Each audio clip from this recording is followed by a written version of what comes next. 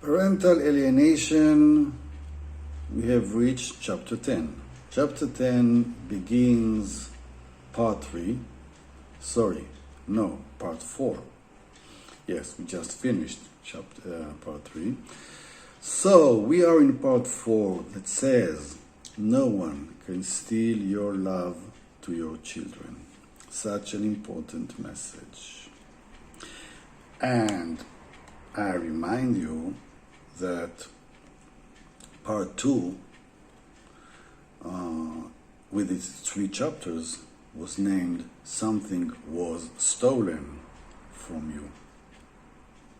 Yes, many things, many important basic things were stolen from you as well as from your children. And let me tell you another thing. Even the alienating parent, whether doing this consciously or unconsciously, has lost many things during this crisis of parental alienation. Everyone loses like this. But no, not everyone are aware of this. So now part 4 says, no one can steal your love to your children. So opportunities to be a parent may have been stolen or taken, at least temporarily, from you. Opportunities to be there for them, to support them, to help them, to protect them, to provide them. And there are many other things that are among your parent functions, to play with them, to enjoy with them. It was kind of stolen, taken from you. Yet, there is one basic, crucial thing no one can steal from you. And this one may be stronger than all others, may have a greater impact than all other things, important things that were taken from you as well as from your children. And this is your love. And it's very confusing. It's very confusing because when you are taken from this spot, from this position of being able to express your love to your children, to do the things that a parent does, it is as if everything is taken from you. You are now impotent in being a parent, even though you may want to spend time, spend energy, invest in them, be with them, help them, etc. And if you don't remind yourself that this asset cannot be stolen from you, it will be very hard for you to change this situation or to influence positively. There is something that cannot be taken from you or from your children, and this is your love. But if you forget this, and if you don't give enough attention to this aspect, everything is going to be harder or even impossible. Chapter 10 says, keep that flame burning no matter what.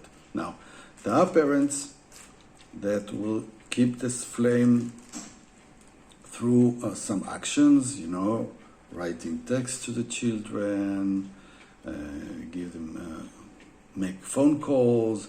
Even if they don't like to talk to you, you remind them that you are there with love, with patience. You do your best not to be too much insulted by their opposition to you. You keep that flame burning, no matter what. And remember, this is a huge test to your resilience, to your fatherhood or motherhood. To be there on the side, to be there kind of neglected or rejected from your natural position, and still be there with your heart, still reminding yourself that you are their parent, that your love cannot be stolen, cannot be taken. And the more you keep this flame, the less you feel this is a disaster. The less you feel this is a disaster, the more you feel you can cope. The more you feel you can cope, the more I can help you help yourself. Because we're going to need to be creative. We're going to need to surprise ourselves and our children. We're going to need new avenues, new attitudes to do something new, to make this negative process a kind of positive process and to find the opportunities that I mentioned in the previous chapter. But we need to build this state of mind, this positive, creative, ambitious, motivated state of mind that doesn't break. Although a great pressure is put on you, although a kind of a crime was done to you and to your children, still you need to keep this flame burning day after day. You're going to need to do all actions that you can do, given the circumstances, to manifest this flame that no one can turn off. No one can shut it down, especially if you maintain it.